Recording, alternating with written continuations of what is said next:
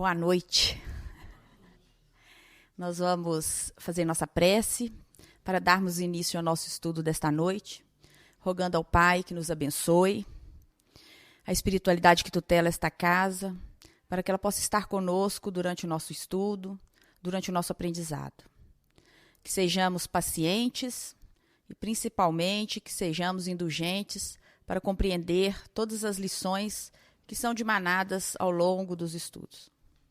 Que Maria Santíssima possa proteger o lar de cada um de nós, os nossos filhos, os nossos pais, os nossos amigos, os nossos irmãos, parentes que estejam necessitando da proteção da Mãe Divina. Que Jesus esteja conosco hoje e sempre e que possamos dar prosseguimento aos nossos estudos. Deus nos abençoe, que assim seja. Muito bem. Hoje nós vamos continuar com o nosso estudo.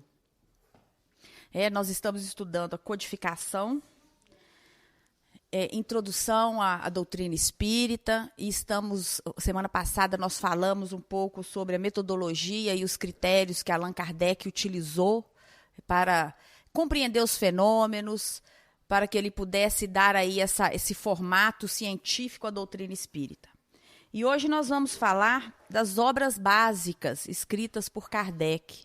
As obras que nós sempre nos remetemos a elas. Inclusive, todo o material que trabalhamos, que utilizamos aqui para os nossos estudos, eles se fundamentam principalmente nas obras de Kardec. E, suplementarmente, nós trazemos as outras obras da codificação, outros autores que nos auxiliem aí a compreender melhor a mensagem do codificador.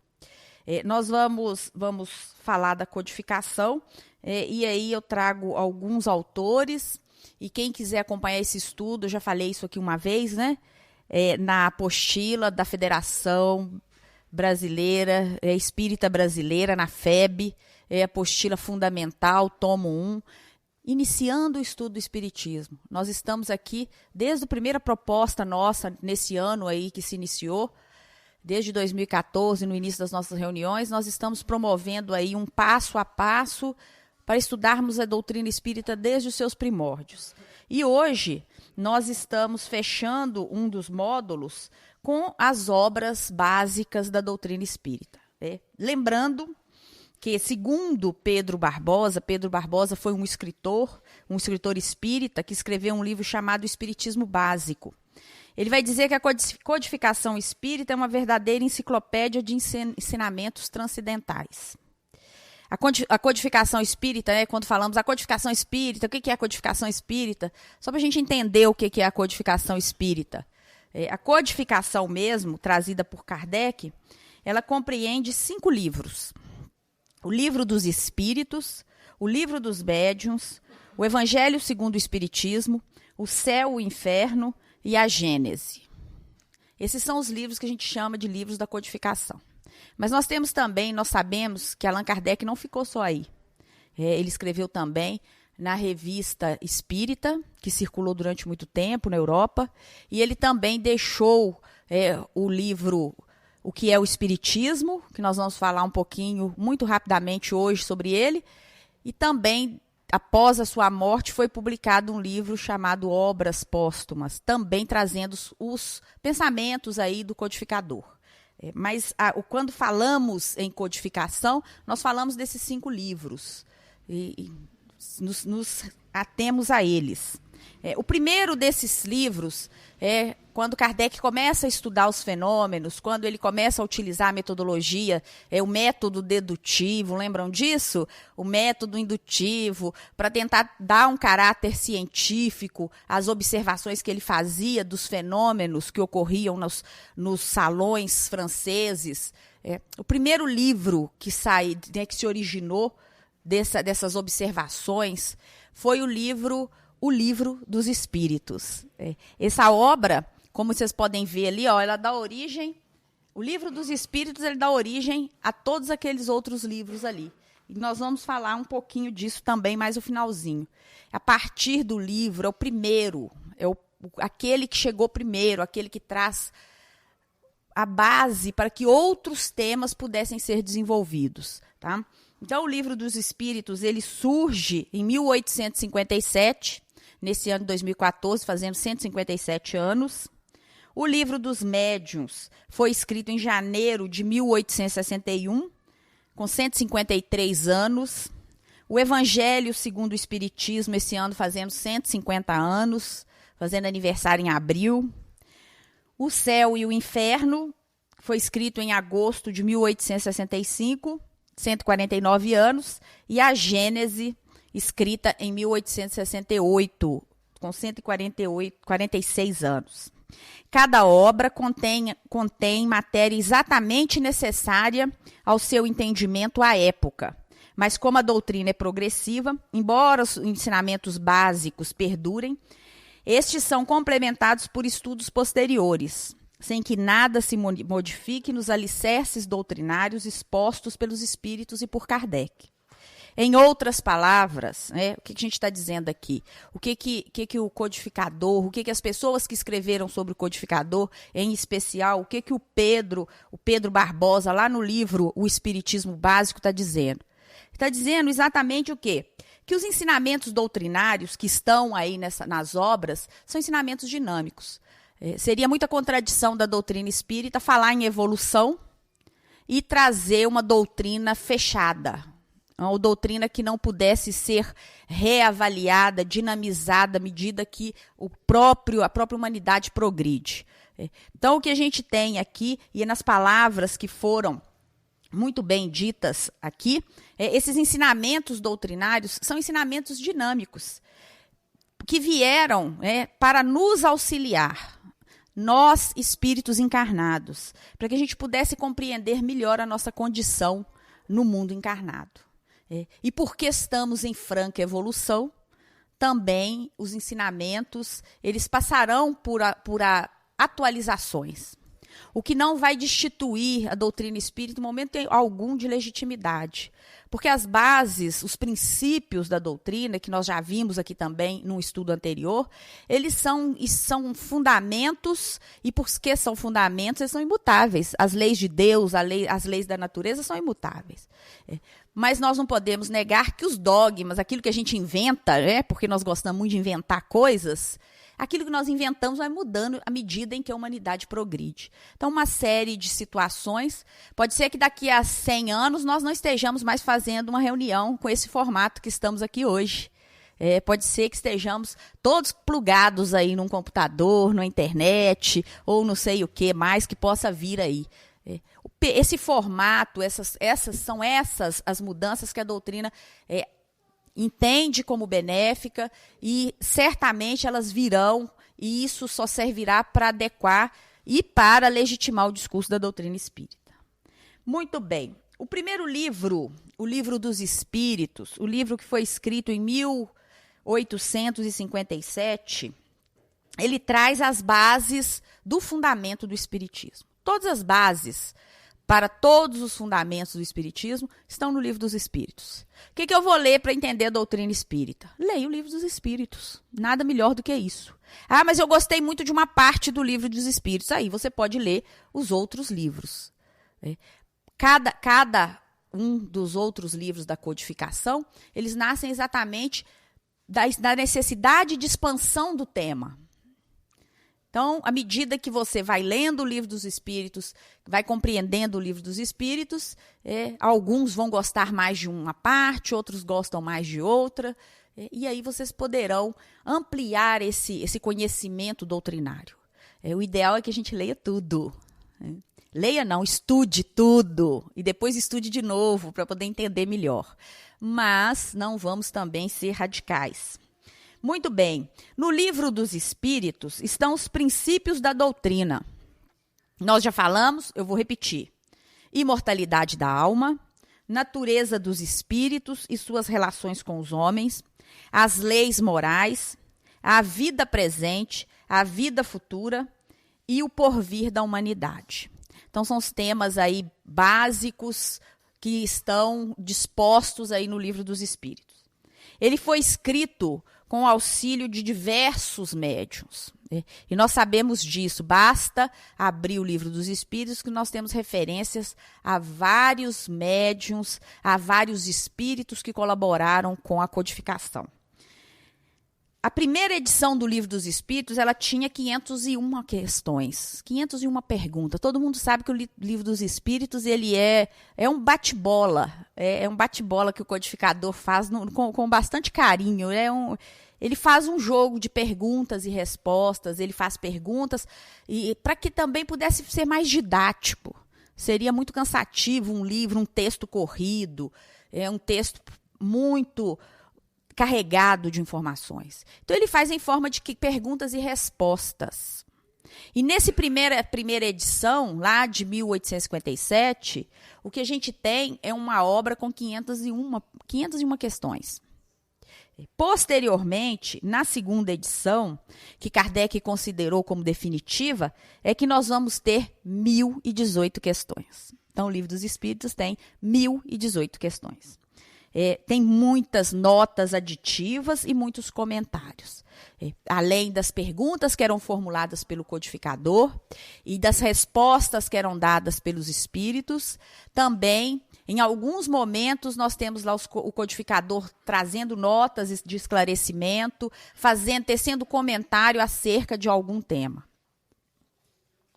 O Livro dos Espíritos, em sua estrutura geral, ele apresenta introdução, prolegômenos, corpo da obra e conclusão. E só para a gente não sofrer muito, o que é prolegômeno? Que coisa, hein? Eu adoro esses nomes, porque a gente gosta de complicar. Nós temos que lembrar que foi escrito em 1857, as pessoas ainda estavam muito apegadas às linguagens rebuscadas, né? Mas vamos traduzir isso em linguagem de gente normal que somos. Prefácio. É uma introdução geral de uma obra, nada mais do que isso. Mas como já tinha uma introdução, talvez para que não ficasse repetitivo, criou aí esse nome prolegômeno, né? É uma introdução, né, que te dá uma ideia geral da obra, exatamente. Muito bem, na introdução da obra O Livro dos Espíritos, nós temos 17 itens. Nesses 17 itens, o codificador trouxe uma síntese da doutrina espírita. A introdução do Livro dos Espíritos é extremamente importante para nós. Nessa introdução, eu não sei se vocês estão lembrados, que nós estudamos lá a questão da necessidade de se criar termos novos para uma doutrina nova. Termos como espírita, espiritistas e espiritismo foram termos que foram criados e que na introdução do Livro dos Espíritos que o codificador aí vai nos contar a respeito. Muito bem. Nos prolegômenos, ou na introdução geral da obra, ou no prefácio da obra, dá a conhecer a maneira como foi revelada a doutrina, a autoria e finalidade do livro, os espíritos que concorreram para a execução da obra e trechos das mensagens transmitidas a Kardec sobre a sua missão de escrever o Livro dos Espíritos. Então, nesse prefácio aí, nesse trecho que está lá, escrito prolegômenos, né? Ali nós temos as informações, como é que foi revelada a doutrina. É ali que ele conta para a gente como que foi revelada, como que aconteceu todo o processo da escrita. No corpo da obra, o corpo da obra ele é dividido em 4 partes. Na primeira parte, nós temos as causas primárias, que, aliás, será nossa matéria a partir da semana que vem. Iniciando por Deus e elementos gerais do universo, criação e princípio vital. Então, na primeira parte do Livro dos Espíritos, as causas primeiras, a origem de tudo. Na segunda parte do Livro dos Espíritos, o estudo do mundo espírita ou o mundo dos espíritos, em que serão estudados os espíritos, a encarnação dos espíritos, a volta do espírito, a extinção da vida corpórea, o ingresso à vida espiritual, a pluralidade das existências, a volta do espírito à vida corporal, todo esse processo de permanecer um tempo no plano espiritual e de retornar ao corpo. Também a intervenção dos espíritos no mundo corporal, as ocupações e missões dos espíritos e os 3 reinos. Então, isso tudo é matéria para a segunda parte do Livro dos Espíritos. Na terceira parte do Livro dos Espíritos, nós vamos ter as leis morais. As leis morais, a lei divina ou lei natural, porque às vezes a gente fala princípio de Deus, os princípios de Deus são imutáveis, os princípios da natureza são imutáveis. Nós estamos falando da mesma coisa. Nós estamos juntando aí esse mesmo entendimento. Então, lei divina ou natural, as leis de adoração, o trabalho, a reprodução, conservação, destruição, sociedade, progresso, igualdade, liberdade, justiça, amor e caridade. E encerra com o tema perfeição moral. Na quarta parte do corpo do Livro dos Espíritos, é a quarta parte que é intitulada Esperanças e Consolações. Penas e gozos terrenos, penas e gozos futuros. A divisão das matérias em O Livro dos Espíritos não foi feita de uma forma arbitrária.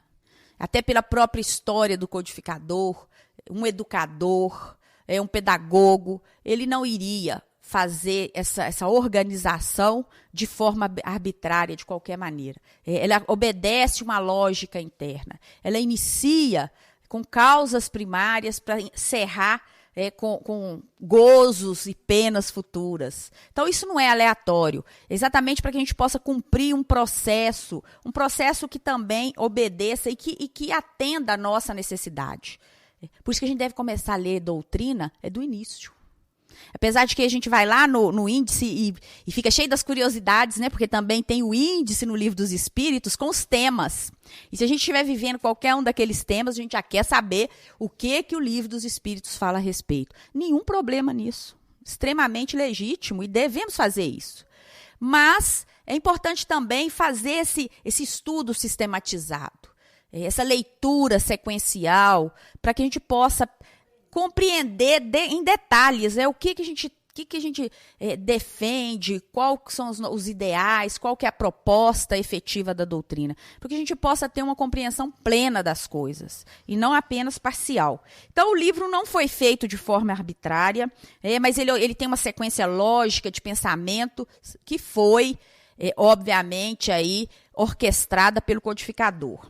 As matérias contidas no Livro dos Espíritos, elas estão distribuídas em ordem metodológica.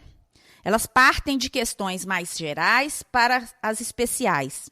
E, de igual modo, começam por especulações na ordem transcendental, indo até os problemas práticos próprios da natureza humana. Na conclusão do livro, que é composta de 9 itens, o codificador mostra as consequências futuras dos atos de nossa vida presente. E retoma conceitos básicos da doutrina espírita e arremata de uma forma até harmoniosa, muito interessante a obra. Com relação à autoria do Livro dos Espíritos, Allan Kardec, ele sempre, até talvez assim, para evitar qualquer tipo de queda, né? Porque a gente sabe que vaidade é ótimo para jogar qualquer espírita no chão, não é assim? Espírita começa a frequentar a casa espírita e aí desenvolve mediunidade, chega em casa e resolve dar passe em todo mundo. Já está no umbral. Vem cá que você tem que tomar passe, porque você está em trevas. Não existe isso, né, gente? E Allan Kardec, de uma sabedoria muito grande, um homem muito instruído, ele não entra para a doutrina como especulador. Ele entra para compreender, e quando ele percebe a grandiosidade da doutrina, ele dá a ela o trato que realmente ela tem que ter. E ele, de uma forma muito exemplar, ele não se atribui como autor do Livro dos Espíritos. Todos os momentos que ele falou a respeito, ele atribui a autoria aos espíritos. Mas é muito importante a gente dar a César o que é de César e a Deus o que é de Deus, não é assim que falam? Porque ele também tem um valor muito grande. Foi ele que formulou as questões, foi ele que organizou a disposição da obra, foi ele que comentou e trouxe notas para o livro. Então, a participação dele talvez tenha sido, com certeza foi, tão grandiosa quanto as dos espíritos que trouxeram também as informações. Ele teve uma participação no plano físico. Foi necessário que tivéssemos no plano físico um espírito que pudesse perceber a grandiosidade do que estava chegando no planeta. E ele conseguiu captar todas essas informações de uma forma muito genuína e nos trouxe isso. Então, mesmo quando ele ainda nega essa autoria, ele diz que não foi ele, que foram os espíritos, a gente sabe que o livro é um depósito, é um berço, é uma fonte de muitos ensinamentos. E que foi escrito e ditado pelos espíritos superiores para que a gente pudesse estabelecer aí uma filosofia racional, isenta de preconceitos, isenta de sistemas. A gente tem que ter muito cuidado com o sistema.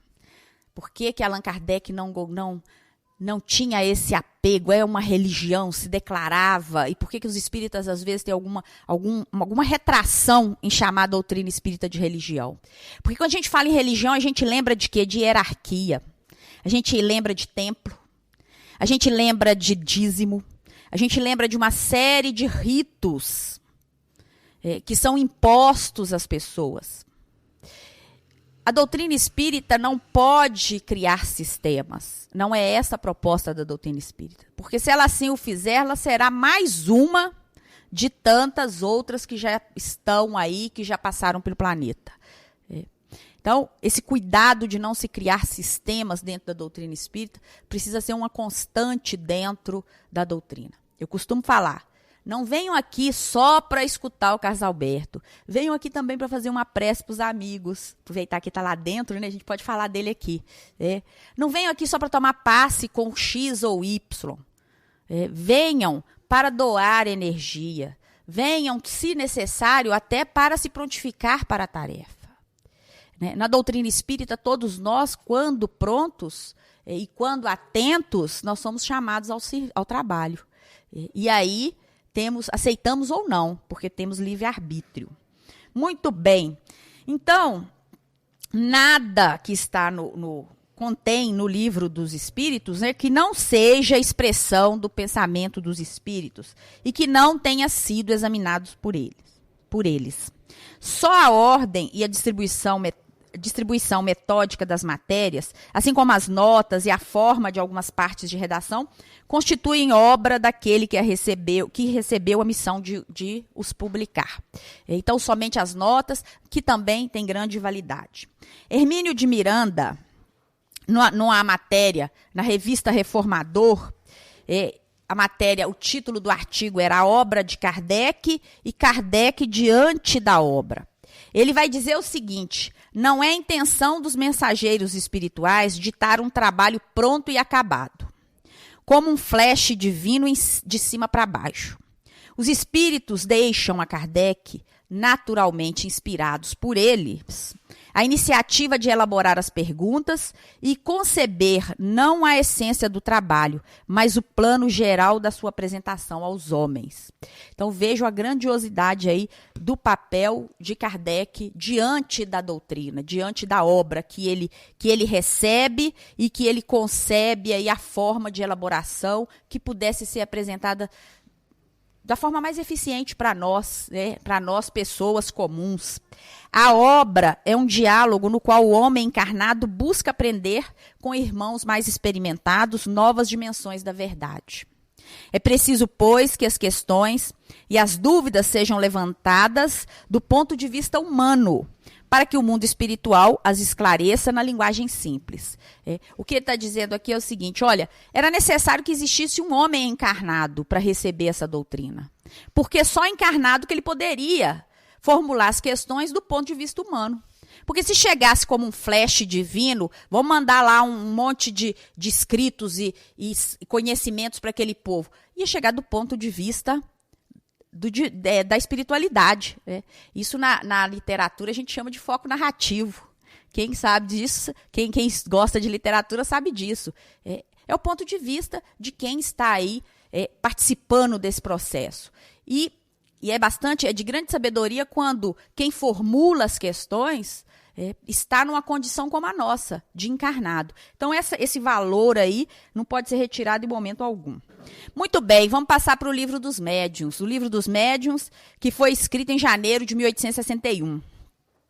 O Livro dos Médiuns, ou o Guia dos Médiuns e dos Evocadores, engloba a instrução prática sobre as manifestações, com a exposição completa das condições necessárias para se comunicar com os espíritos e os meios de desenvolver a faculdade mediadora com os médiuns. O Livro dos Médiuns, que é um livro muito sedutor, principalmente quando estamos no início, né? Nós achamos, às vezes, que ali tem várias fórmulas para que nós possamos obter informações rápidas, que possam ser consumidas aí rapidamente. O Livro dos Médiuns ele tem esse propósito exatamente de aprofundar nas questões que versam aí, que tratam desse intercâmbio, dessa inter-relação, nesse processo da comunicação. Ele tem ensino especial dos espíritos sobre a teoria de todos os gêneros de manifestações, os meios de comunicação com o mundo invisível, o desenvolvimento da mediunidade, as dificuldades, os tropeços que se pode encontrar na prática do espiritismo. O Livro dos Médiuns vai trazer para nós exatamente todas essas angústias que os médiuns vivem.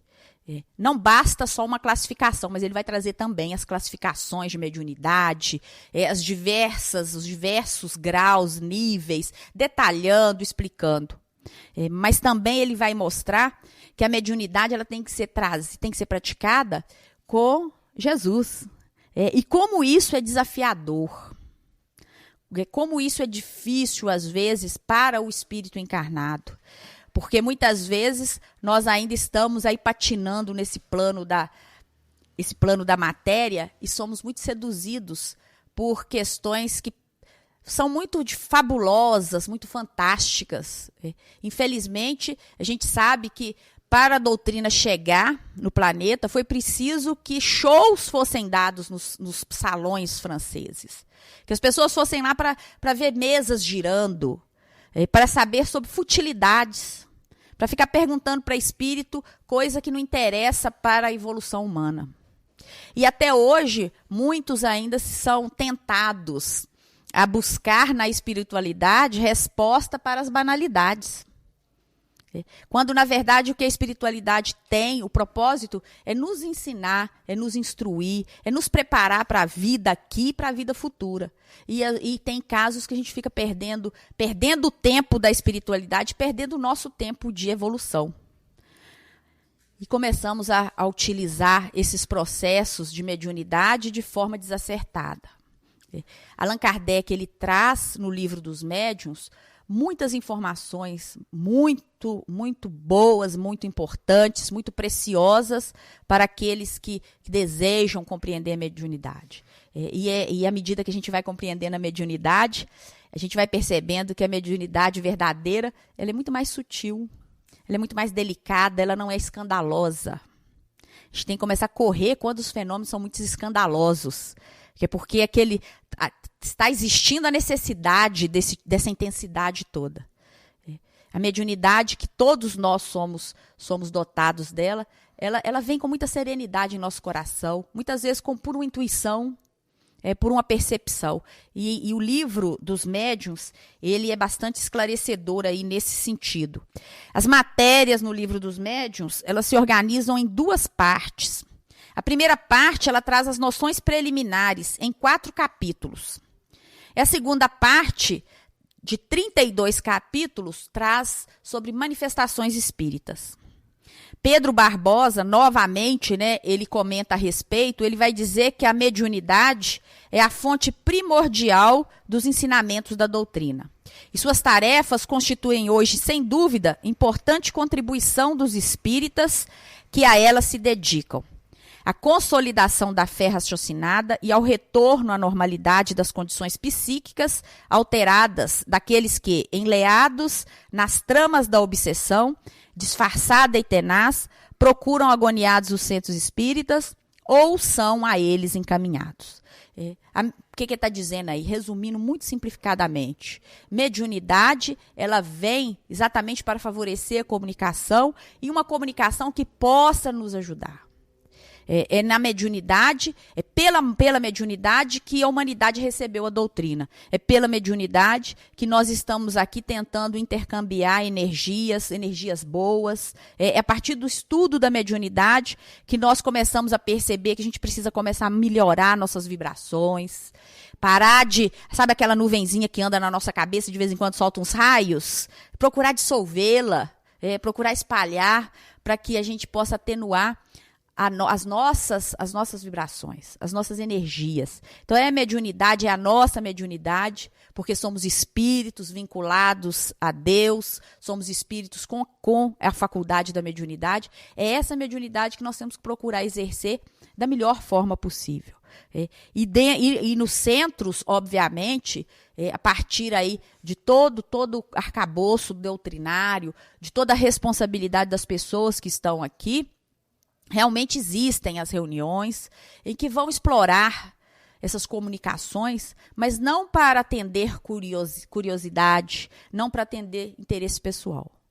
Nos centros, a mediunidade ela precisa ser tratada com muito carinho. Ela é tratada com todos os ensinamentos do Evangelho. Da mesma forma que nós temos que nos tratar em qualquer circunstância. Então, as nossas reuniões, elas têm que ser, os médiuns aí, os médiuns de plantão, têm uma responsabilidade muito grande com o trabalho que exerce. Primeiro com ele, depois com o outro. Primeira coisa, o maior fenômeno mediúnico para nós é mudar as nossas vibrações. Trazer lá da nossa mala, lembra da nossa mala espiritual? Porque quem não conhece a nossa mala, a gente brinca que nós temos aqui uma mala. Nós carregamos a nossa mala espiritual. E nessa mala espiritual a gente só consegue colocar virtude e vício. O nosso desafio é jogar os vícios fora e colocar virtude no lugar. E a gente só faz isso quando realmente essa virtude ela entra no ser, ela entra no espírito e passa a integrar a sua faixa vibratória, a sua existência. A mediunidade ela precisa ser usada com muita virtude. Porque a mediunidade, a gente sabe também que ela não é privilégio daqueles que detêm evolução moral. A mediunidade, ela é faculdade do espírito. E muitos espíritos que têm faculdades evoluídas, faculdades mediúnicas muito evoluídas, estão aí utilizando desse aparato aí divino, disso que nos une a Deus, de forma equivocada. Muito bem. A comunicação entre os dois mundos, o corporal, material ou visível, e o incorpóreo, imaterial ou invisível, é uma premissa básica do espiritismo. Nós vimos lá no início, qual que é o nosso objeto? Comunicar com os espíritos. Espírita não pode ter medo de espírito não, viu? Espírita tem que tratar os espíritos de uma forma muito natural. Porque a nossa doutrina, ela tem como premissa básica, como fundamento, aquilo que chega para nós através de espíritos. Então, a gente não pode ficar aí cheio de cuidados. Eu sou espírita, mas eu só gosto daquela parte ali do espiritismo. Aquela outra ali eu já não gosto muito, não. Se estudar a doutrina, vai mudar a forma de pensar. Esses ensinamentos de Kardec são verdadeiramente preciosos, porque vão além do ensino da técnica de comunicação com os espíritos. Muitos estudiosos do espiritismo, encarnados e desencarnados, têm se manifestado quanto à importância e atualidade da obra do Livro dos Médiuns. Repetindo, os ensinamentos do Livro dos Médiuns vão muito além de simples técnicas de mediunidade. Eles atingem patamares que são muito mais avançados, que têm uma amplitude e uma abrangência muito maior. E o mundo espiritual também se utiliza desses conhecimentos. Então, nós encarnados e desencarnados, e muitas vezes nós estamos aí dividindo, né, conhecimento com plano espiritual. Porque a gente sabe que saiu para o lado de lá, vai do mesmo jeito que está aqui, né? Não tem nenhuma transformação santificadora aí na passagem, não. Então, da mesma forma como os espíritos que estão, muitos que estão do lado de lá, estão estudando, assim como nós, estão utilizando dessas obras, e essas notícias espirituais nos chegam o tempo todo. Muito bem. O Pedro Barbosa, de novo, ele vai dizer que mais de 100 anos depois de publicado, o Livro dos Médiuns é ainda roteiro seguro para médiuns e dirigentes de sessões práticas. E os doutrinadores encontram em suas páginas abundantes ensinamentos, preciosos e seguros, que a todos habilitam a nobre tarefa de comunicação com os espíritos, sem os perigos de improvisação, sem os perigos das crendices, do empirismo rotineiro, do comodismo e da fuga ao estudo. O roteiro trazido por Kardec, a proposta doutrinária é de conhecer. E conhecer sempre, buscar sempre. Então, quem está aí nas tarefas precisa estudar a doutrina, precisa estudar as obras. E quem está na mediunidade precisa, quem está em tarefas mediúnicas, em casas espíritas, mais do que nunca precisa conhecer esse roteiro sagrado, esse roteiro sério, essa proposta aí de conjugar tanto as técnicas mediúnicas quanto o desenvolvimento moral dos médiuns. A aquisição de atributos morais positivos, de virtudes, elas somente somam aí na produção mediúnica do médium. Bom, o terceiro livro da codificação, o Evangelho segundo o Espiritismo. Esse livro, ele explica as máximas morais do Cristo em concordância com o Espiritismo, e suas explicações às vezes traz, às vezes, diversas circunstâncias da vida. Ele foi publicado em 1864, no mês de abril. É ele que está fazendo, esse ano, 150 anos. O primeiro título dele foi Imitação do Evangelho segundo o Espiritismo. Acho que ninguém sabia disso, né? Imitação do Evangelho segundo o Espiritismo. A partir da segunda edição é que ele vem com o nome O Evangelho segundo o Espiritismo. E é preciso que a gente tenha muita consciência para perceber que os espíritas não estão reinventando nenhum evangelho. O Evangelho segundo o Espiritismo é uma obra que se utiliza dos fundamentos doutrinários da doutrina espírita para a compreensão do Evangelho de Jesus. É essa a proposta. Nós não reinventamos, não existe um evangelho escrito por espíritas que seja diferente. Muito pelo contrário, a gente utiliza as obras que utilizamos aí, são inclusive obras que recebemos de doação de igrejas. É o mesmo evangelho que se utiliza em qualquer outro lugar. O que nós fazemos é tentar compreender. Tá? Lá no inicinho da doutrina, no inicinho do livro dos espíritos, a proposta não é entender o plano material à luz do plano espiritual? Não é isso que eu tenho que fazer? Eu tenho que entender a minha existência, mas sem perder de vista um plano espiritual, que também está aí junto comigo. Então, entender a doutrina, entender o evangelho à luz da doutrina. Tá? Nada de novo, e espírita não pode ficar reproduzindo bobagem por aí, não, falando que é outra coisa. Tem que estudar para entender direitinho. Bom, o Evangelho segundo o Espiritismo, ele tem um índice de referências bíblicas, o prefácio, que se constitui de uma mensagem assinada pelo Espírito de Verdade, e que, de acordo com a nota de rodapé, que foi colocada pela Federação Espírita Brasileira, resume a um tempo o caráter do Espiritismo e a finalidade da obra do Evangelho segundo o Espiritismo. A introdução do Evangelho segundo o Espiritismo contém 4 itens e o corpo da obra, 28 capítulos. No ano passado, nós tivemos a graça de trabalharmos com o Evangelho segundo o Espiritismo todas as quartas-feiras. Mesmo que de forma rápida, nós trouxemos aqui todos os capítulos aí do Evangelho segundo o Espiritismo e procuramos aí explorar as suas lições. Muito bem, o corpo da obra divide-se em 5 partes as matérias contidas nos evangelhos. Os atos comuns da vida do Cristo, os milagres, as predições, as palavras que foram tomadas pela igreja para o fundamento de seus dogmas e o ensino moral. Então, repetindo. Atos comuns da vida de Jesus, da vida do Cristo. Milagres, predições, palavras que foram utilizadas pela igreja para criar dogmas, verdades incontestáveis. E o ensino moral. As 4 primeiras são objeto de controvérsia. Todavia, ensino moral de Jesus, ninguém vai discutir. Nenhuma das religiões cristãs diverge com relação ao ensino moral.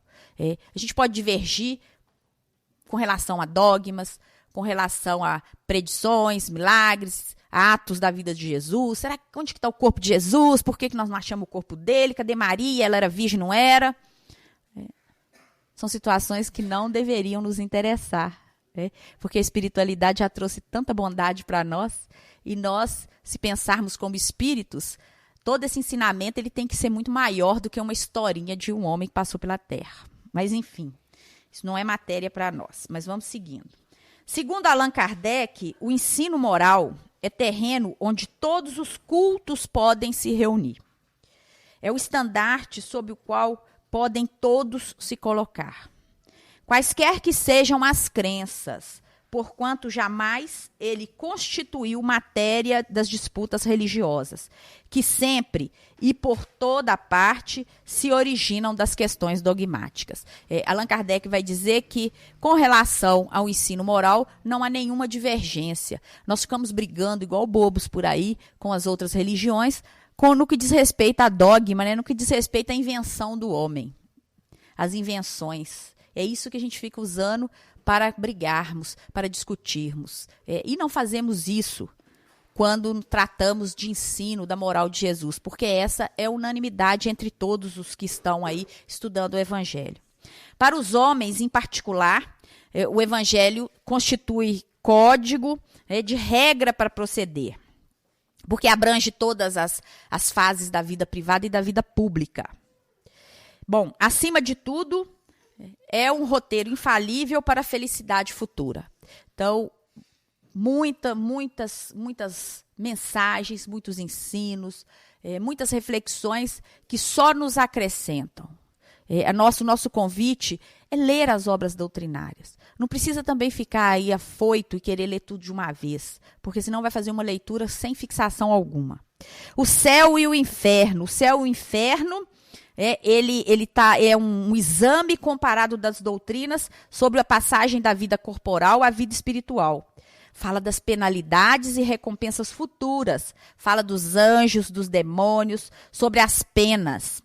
Ele é seguido de exemplos. Então, o céu e o inferno tem 2 partes. A primeira parte é a parte doutrinária, e a segunda parte, que a gente chama, né, de exemplos, denominada exemplos. São 8 capítulos em que toda a parte doutrinária é trazida em forma de experiências e de exemplos para nós. Segundo Allan Kardec, o objetivo do livro é o seguinte: o título da obra já indica seu objetivo. É falar do nosso céu e do nosso inferno, e de todas essas questões que tanto nos aterrorizam. É um guia do viajor antes de entrar num país novo. A vida de além-túmulo aí se desdobra sobre todos os seus aspectos. E o último livro, a Gênese. A Gênese é um livro também maravilhoso, que teve o primeiro nome, a Gênese, os milagres e as predições segundo o Espiritismo. Ela vai fechar o ciclo da codificação. O que a Gênese vai estudar? A Gênese, segundo São Luís, antes de São Luís falar, ela vai falar mesmo da Gênese, do início de tudo. A Gênese, o início. Vai falar de milagres, vai falar de predições. E segundo São Luís, ele diz o seguinte, que esta obra vem a propósito no sentido de que a doutrina está hoje bem firmada do ponto de vista moral e religioso. Seja qual for a direção que tome, doravante, tem raízes muito profundas no coração dos adeptos, para que ninguém possa temer e se desviar de sua rota. A Gênese ele conclui, e eu gosto muito do São Luís, porque ele conclui o seguinte: o Espiritismo entra numa nova fase. E esta preparará as vias da fase que se abrirá mais tarde. Cada coisa deve vir ao seu tempo. Então, que a gente termina a nossa reunião pensando nisso. Cada coisa vem ao seu tempo. Várias obras foram escritas e nós temos um tempo aí que precisa respeitar a nossa condição também de estudo. Mas as sugestões estão aí. Que estudemos devagar, que estudemos passo a passo, lentamente, mas que a gente possa compreender aquilo que nos é permitido e aquilo que a gente não compreender, vamos ficar com São Luís. Na hora certa nós vamos entender. E para fechar, vou chamar o Carlos Alberto para continuar o estudo, mas é só para lembrar que é muito importante a gente pensar o seguinte: a concordância entre essa unidade doutrinária. Em momento algum, nenhum dos livros se contradizem. Pelo contrário, eles se complementam, eles se unificam. Que Jesus abençoe nossos estudos. Semana que vem nós vamos falar de Deus, da sua existência e das provas da sua existência. Boa noite.